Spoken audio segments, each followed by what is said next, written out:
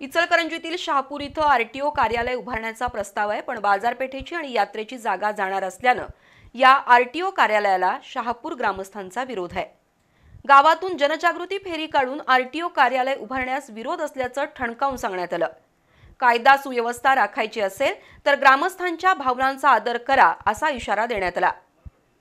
इचलकरंजीची वाढती लोकसंख्या आणि वाहनांची संख्या लक्षात घेऊन इचलकरंजीसाठी स्वतंत्र आरटीओ कार्यालय सुरू झालंय।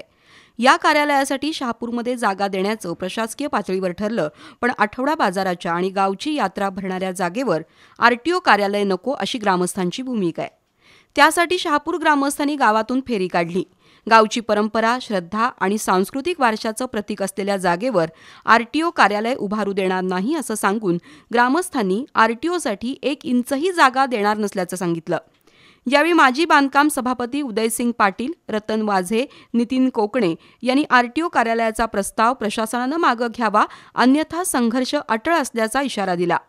यावेळी रणजित जाधव, प्रधान माळी, बंडा उगळे, मधुकर देशिंगे, दिलीप पाटील, डॉक्टर BM आर्गे, सचिन राणे, संजय कांबळे, रोहित नेमिष्टे, रफिक मुजावर यांच्यासह शहापूरमधील व्यापारी आणि नागरिक उपस्थित होते।